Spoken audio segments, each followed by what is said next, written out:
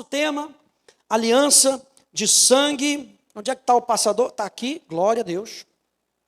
Eu quero começar com uma frase de um autor chamado R.A. Torrey. Ele diz o seguinte, olha aqui na tela. Ele diz assim: se quisermos conhecer o poder de Deus, nós precisamos conhecer o poder do sangue de Jesus.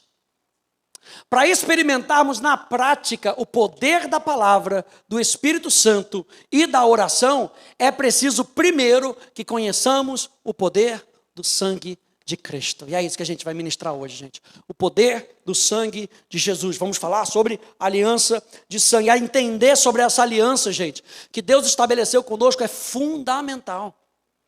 Se tem algo que é fundamental na nossa vida, a gente entender sobre aliança. Deus é um Deus de aliança. Diga, Deus é um Deus de aliança. Quem lembra da música? Deus de aliança, Deus de promessas, Deus que não é homem.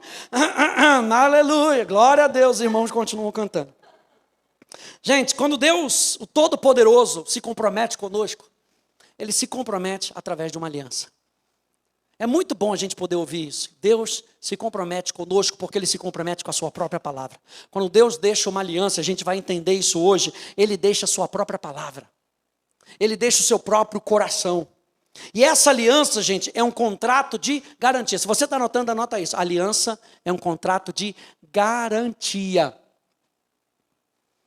Já ouviu essa frase? La garantia soy yo. Não tem isso para a gente. Você já ouviu o pastor Hélio falando qual é o chá que nós não podemos tomar? Chá comigo. Porque é tudo com Ele. A gente depende dEle. A irmã pegou ali, glória a Deus. A gente depende dEle. Quando Deus faz uma aliança, Ele está dizendo, é um contrato de garantia da nossa herança, das promessas de Deus. Então, quando a gente entende sobre o sangue de Jesus, a gente precisa entender sobre esse contrato de garantia de uma herança, de uma promessa que eu e você temos. Eu e você temos promessas, temos uma herança. Então, gente, quando a gente vai, à medida que a gente vai aplicando as verdades, que a gente vai descobrindo aqui, olha só aqui na tela o que a gente vai descobrindo.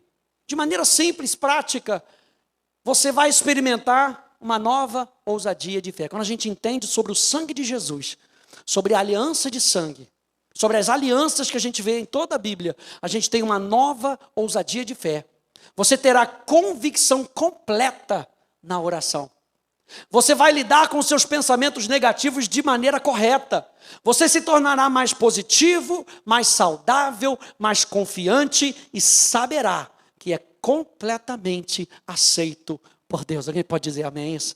Nós somos completamente aceitos por Deus. Quando a gente olha para a Bíblia, eu não sei se você já se perguntou o que tanto de aliança que se fala na Bíblia. Juramento, compromisso, acordo, tudo isso é sinônimo. E quando a gente olha para a Bíblia, gente, frequentemente a gente se depara com palavras que são desconhecidas. Que você olha, quem já olhou para a Bíblia, está lendo a Bíblia e falou, gente, que raio de negócio é esse que ele está falando aqui?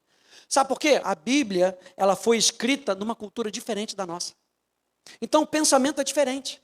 Quando você aprende inglês, por exemplo, primeira coisa que o professor fala, para de pensar em português. Porque a estrutura da frase é diferente, as frases são diferentes, né? Quando você chega lá e fala, está chovendo muito, como é que fala em inglês? It's raining cats and dogs. Como é que você vai traduzir isso? Tá chovendo gatos e cachorros. Não faz sentido. Quando você pega a Bíblia, tem muita coisa que para a gente parece que não faz sentido. Mas quando a gente começa a estudar mais, a gente vê e a gente entende o propósito daquilo que está sendo escrito. Por exemplo, a Bíblia fala muito de Deus estabelecendo alianças, fazendo alianças, lembrando das alianças, que haviam sinais de alianças e que o povo de Deus havia sido ordenado para guardar as alianças. Aí quando você vai para o Novo Testamento não explica o Velho Testamento. Por quê? Porque o Velho Testamento era a Bíblia do Novo Testamento. E quando eles liam o Novo Testamento, o autor já presumia que eles iam entender o que estava sendo falado. Por quê? Porque muitos deles eram judeus. Quando você vê um pouco mais de explicação, era para aquele mundo grego. Então a gente precisa pegar tudo isso e a gente precisa entender a verdade imergindo na palavra de Deus. Você já usou o termo, eu sou lavado pelo sangue de Jesus? Já usou? Lavado e remido pelo sangue de Jesus. Estou coberto pelo sangue. Está amarrado no sangue de Jesus. Quem já usou sangue de Jesus tem poder? Aleluia. Aleluia. Agora você entende o que você está falando? Ou é apenas um jargão que a gente tem usado? Hoje você vai descobrir. A gente usa muito essas expressões. E quando nós usamos essas expressões do sangue, sobre o sangue, nós estamos nos referindo à morte completa e sacrificial de Jesus. E representa a totalidade do que Jesus suportou por nós e conquistou para nós na cruz. Então, quando você clama o sangue de Jesus, o que você deveria ter na sua memória, na sua consciência, é que você tem dentro de você a certeza de que Jesus Cristo pagou um preço para te proteger, para te dar uma herança, para te guardar. Olha, diz ali no finalzinho, aquilo que Jesus suportou por nós e conquistou para nós na cruz do Calvário. Então, quando a gente olha para o sangue, gente, por que o sangue é tão importante na Bíblia? Abre comigo em Levítico, aquele livro que você mais gosta. Abre, eu tenho certeza. Quando chega em Levítico, nossa, você fecha até o aplicativo do The Chosen para ler Levítico. Levítico capítulo 17.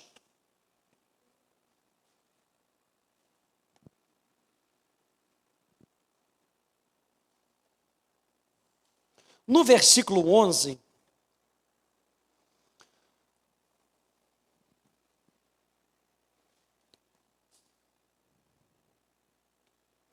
Deus deixando aqui algumas leis, e no versículo 11,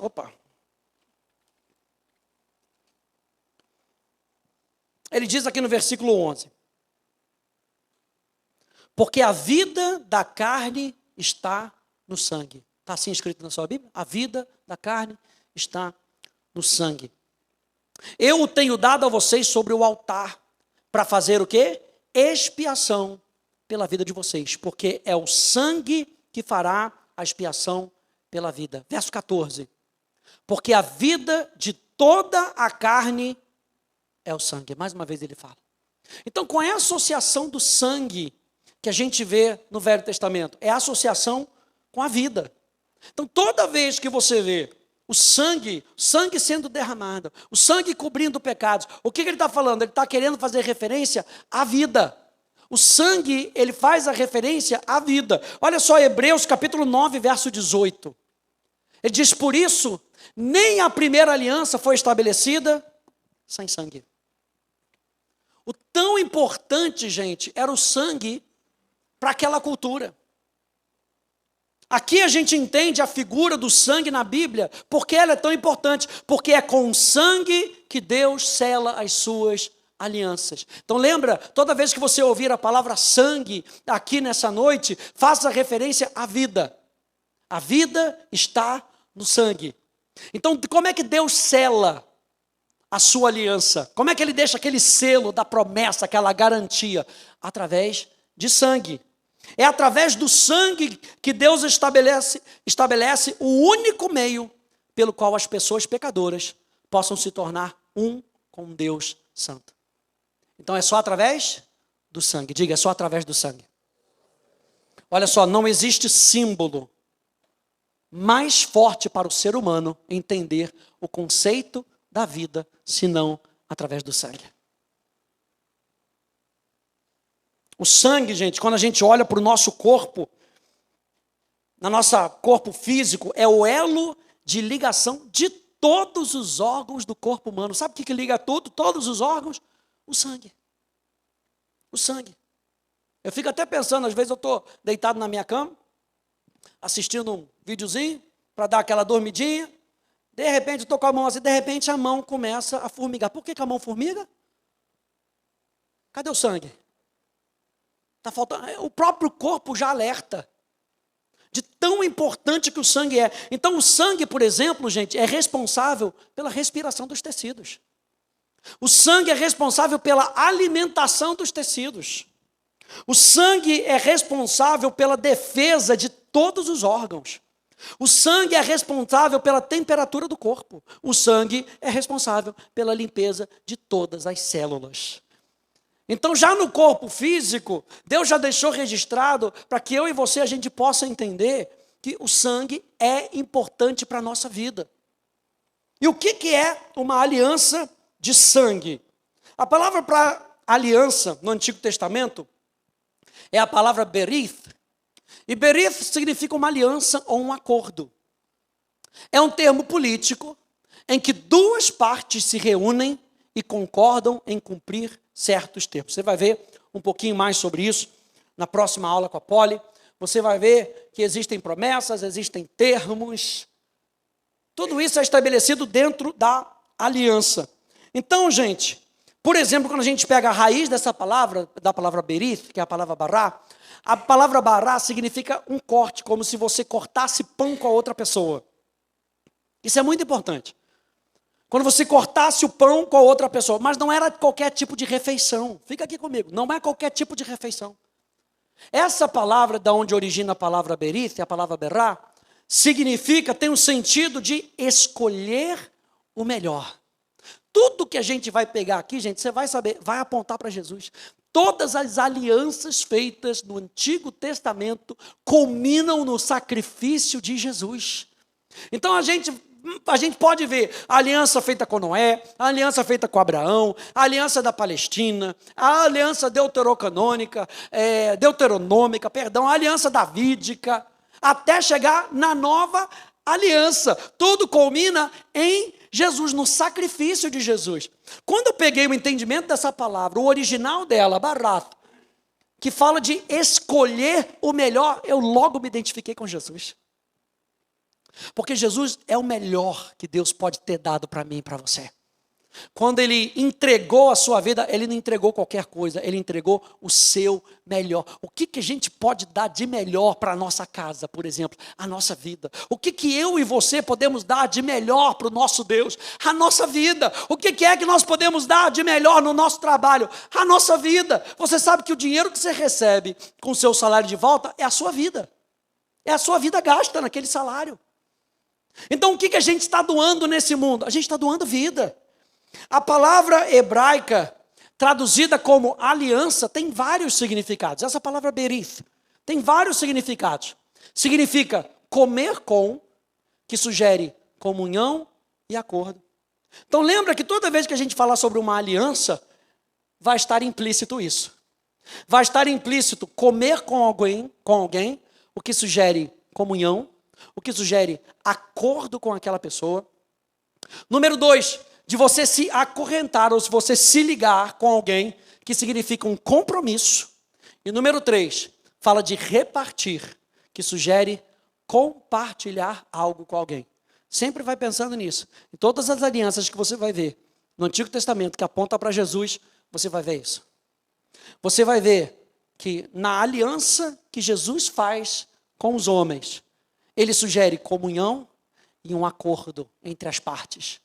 Você vai ver que ele tem um compromisso, ele mesmo se compromete. Lembra que a gente começou falando que a aliança é o selo de garantia. Deus se compromete com a sua própria palavra.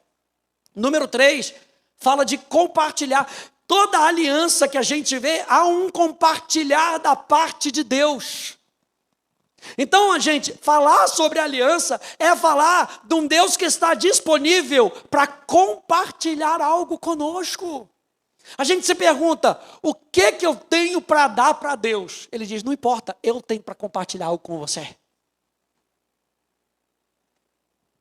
Outra coisa, quando Deus faz uma aliança, Ele entra em um acordo para se comprometer a dar o que promete, o seu melhor. E é puramente um ato de graça. Deus se compromete a dar o seu melhor.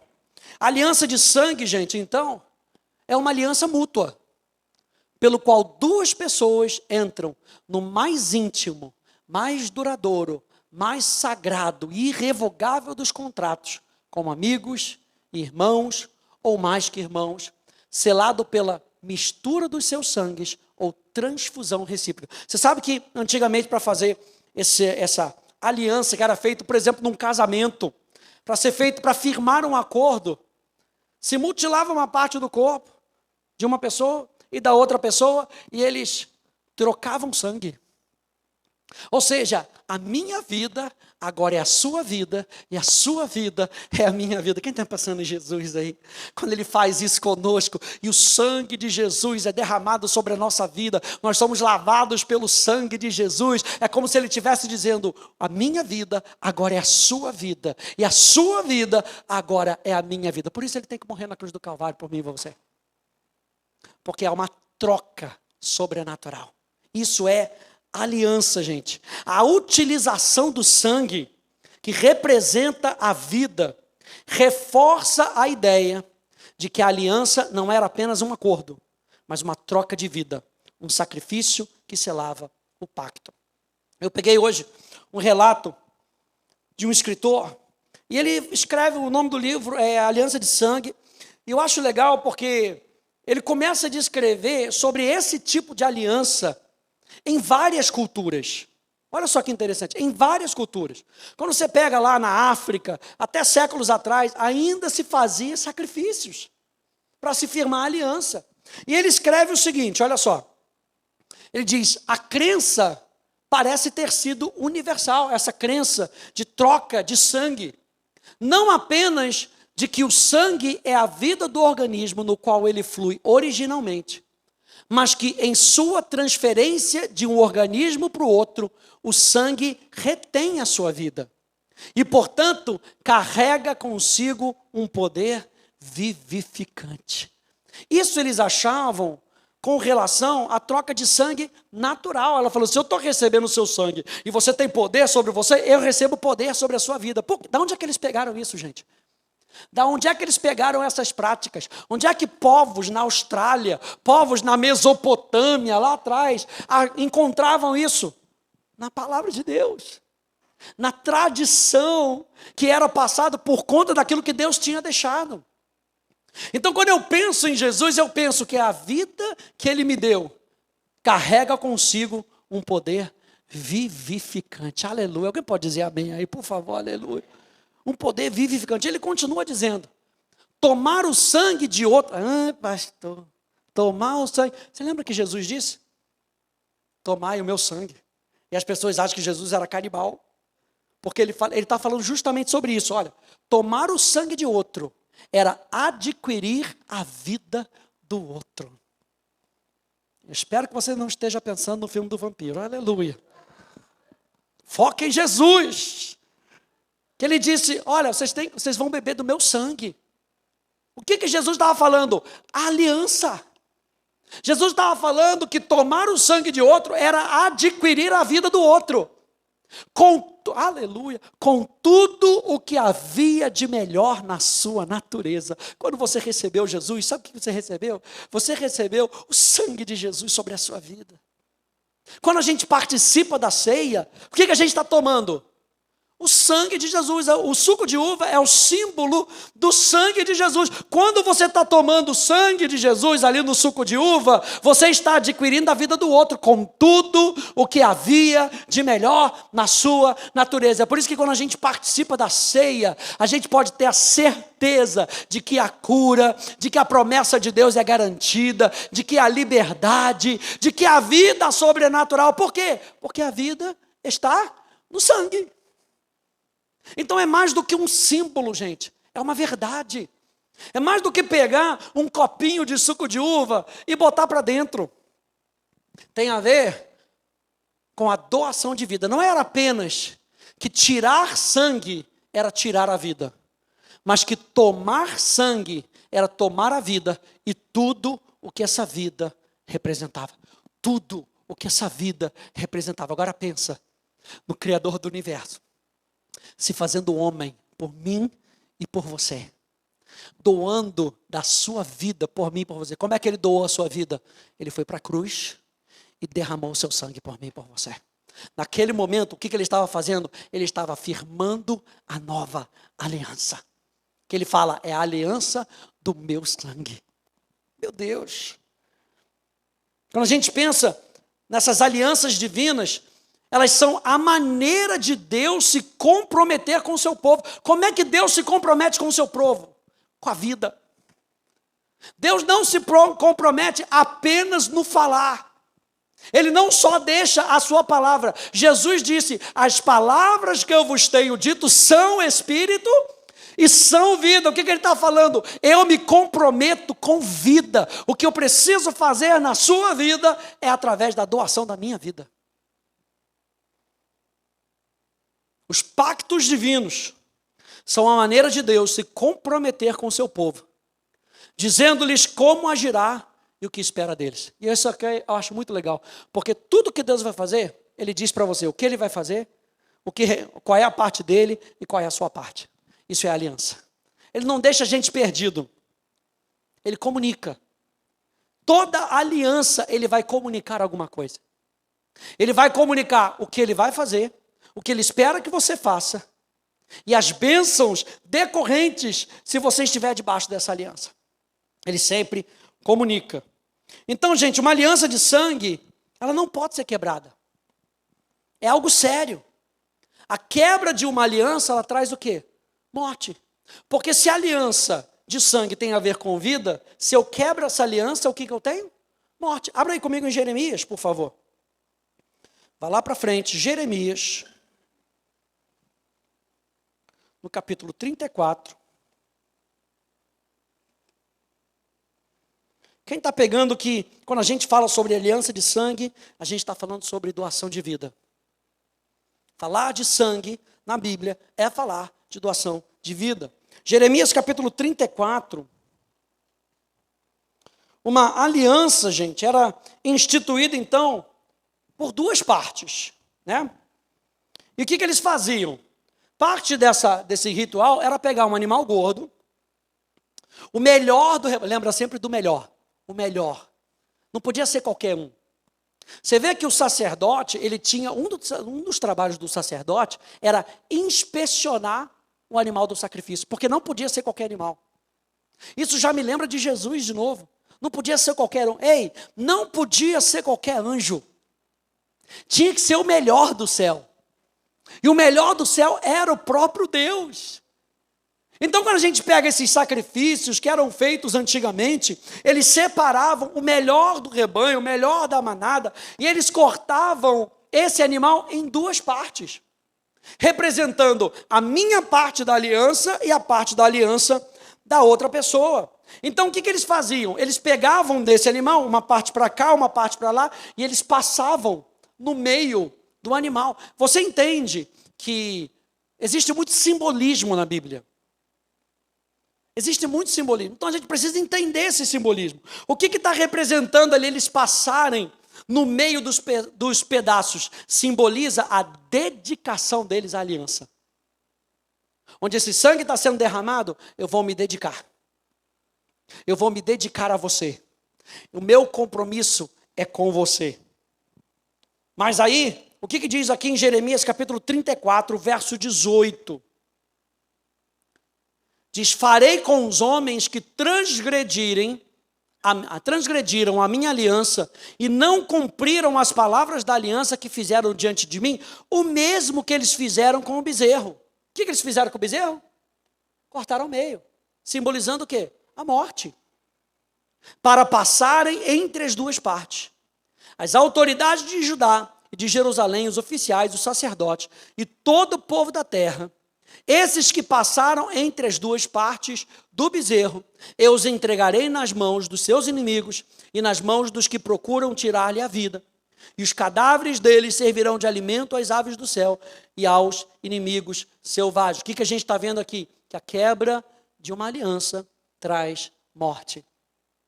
Aí o que a gente lembra? A gente lembra de Adão e Eva. Por mais que a palavra aliança não estivesse ali, Deus, ele apresenta termos O que nos dá a entender que ali havia um compromisso de aliança da parte de Deus. Porque quando Deus cria o homem, o que ele faz? Ele dá de si mesmo para o homem. Ele sopra da sua própria essência no homem.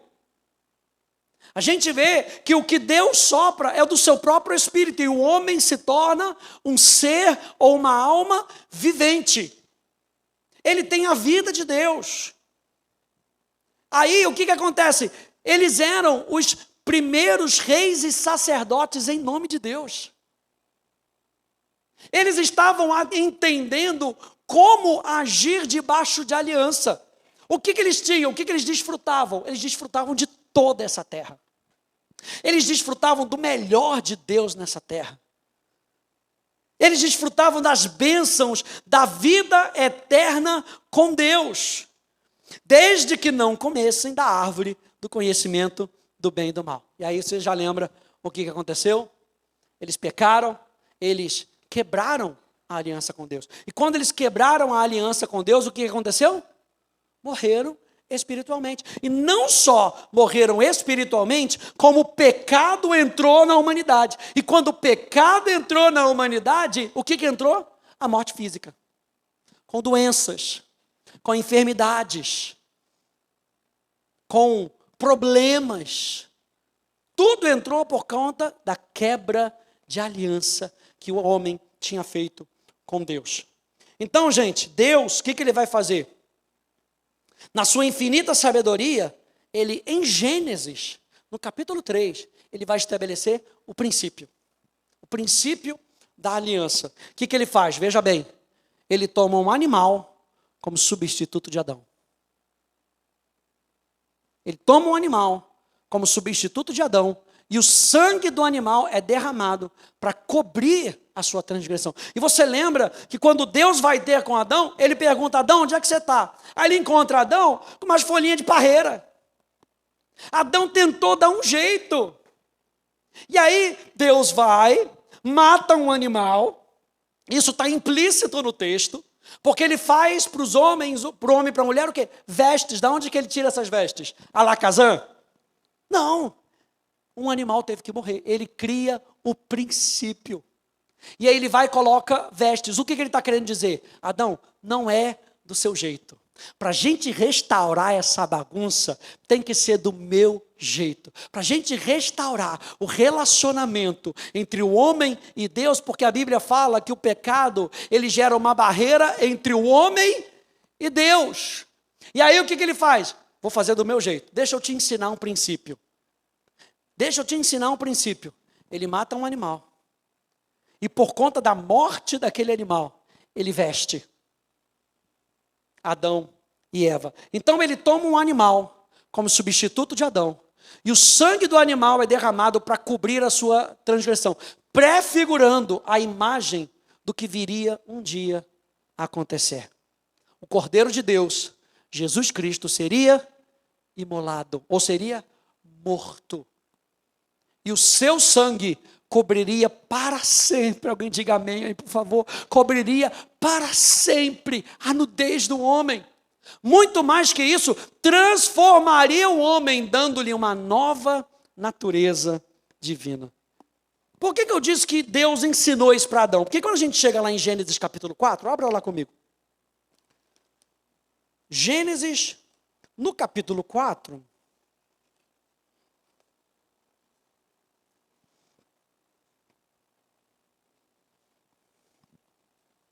a gente vê que, de alguma forma, Abel aprende esse princípio. Da onde que Abel aprendeu o princípio? De Adão. Adão pegou o princípio. Gênesis capítulo 4, no verso 3, verso 4, diz que aconteceu que ao fim de um certo tempo, Caim trouxe do fruto da terra uma oferta ao Senhor. Verso 4, Abel, por sua vez, trouxe das primícias do seu rebanho e da gordura deste. O Senhor se agradou de Abel e da sua oferta. Do que está falando aqui? Sacrifício. Abel trouxe um sacrifício de sangue. Onde é que ele aprendeu isso? Ele aprendeu com seu pai. Ele aprendeu com a sua mãe. Então o sangue do primeiro homem, gente, se contaminou com o pecado. Eu pergunto para você, qual é o princípio que resgataria novamente a identidade do homem perdida e que foi entregue a Satanás para dominá-lo? Somente através do sangue. Como diz a música, nada além do sangue. É somente através do princípio do sangue. O que Deus está dizendo? Eu preciso doar da minha vida para que a morte que há em você, ela possa ser restaurada. E aí o apóstolo Paulo vai dizer em 1 Coríntios, no capítulo 15, ele vai falar que no final de todas as coisas, a morte, ela é tragada pela vida. Alguém se alegra com isso? Que quando Jesus voltar, não haverá mais morte, a morte vai estar completamente vencida. Completamente vencida. Gênesis capítulo 3, verso 21, só para citar aqui para você, já que você está aí, aberto em Gênesis, diz que o Senhor Deus fez roupas de peles, com os quais Deus vestiu Adão e a sua mulher. Alguns pontozinhos para eu terminar aqui rapidinho. A primeira coisa que nesse nosso relacionamento com Deus, quando a gente fala sobre a aliança de sangue, é que Deus requer o derramamento de sangue pelo pecado. Deus requer o derramamento de sangue pelo pecado. O preço do pecado é a morte, gente. É o que Paulo vai dizer em Romanos. O preço do pecado é a morte. E a única forma de pagar o pecado é através da morte. Lembrando que o sangue representa a vida. Olha só, Hebreus capítulo 9. Hebreus capítulo 9, verso 22, nos lembra, de fato, segundo a lei, quase todas as coisas são purificadas com sangue. E sem derramamento de sangue não há remissão. Não há o perdão dos nossos pecados. Sem derramamento de sangue. Ou seja, Deus precisa doar do seu melhor. E qual é o melhor que Deus pode nos doar? Da sua própria vida. É por isso que ele diz que nele nós temos vida. Que tipo de vida é essa? É a vida que substitui a nossa morte. Substituindo a nossa morte, ela substitui todas as mazelas de uma vida morta. Todas as mazelas que o pecado quis trazer, a vida de Cristo corrige esse problema na humanidade, gente. A segunda coisa é que o pecador, ele deve ser coberto pelo sangue. Estar coberto pelo sangue fala de estar em aliança com Deus. Não é interessante quando a gente vê lá a celebração da Páscoa, lá em Êxodo, capítulo 12, e aqui a gente lembra, no versículo 13, diz: o sangue será um sinal para indicar as casas em que vocês se encontram. Quando eu vir o sangue, passarei por vocês, e não haverá entre vocês praga destruidora. Por que não tem praga destruidora? Porque a morte já não impera mais. Aleluia. A morte já não impera mais, o pecado não domina mais. E se o pecado não domina mais, o pecado não traz consigo mais as suas consequências. Então Deus está falando, entre vocês não haverá praga destruidora quando eu ferir a terra do Egito. É muito interessante que quando você vai estudar um pouquinho da história, você vai ver que o povo judeu, ele tinha se aculturado. Que perigo é isso? O apóstolo João vai falar isso, cuidado com as coisas do mundo. E o povo judeu, passados aqueles 400 anos de escravo, já se pensava que eram meio egípcios. Gostava da cebola do Egito, os pãezinhos do Egito. O que existiam nas casas dos egípcios? Toda casa com o seu portal, com o seu umbral, eles tinham inscrições de proteção. Eles colocavam inscrições de proteção para que os deuses viessem e pudessem, sei lá, celebrar, proteger aquela casa. O que provavelmente os judeus tinham? Inscrições de proteções egípcias. Aí Deus vira e fala, por que ele pede, gente, por que ele pede para colocar um umbral, para colocar o sangue no umbral? Por que ele não pediu para botar na porta? Por que ele não pediu para botar no tapete?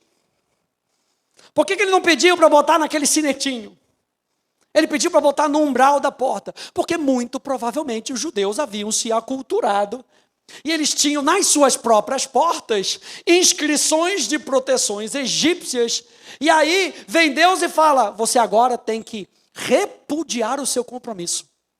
Nesse momento, o que você tem que fazer? Rasgar esse contrato que você fez com os deuses do Egito. E como é que ele faz? Através do sangue.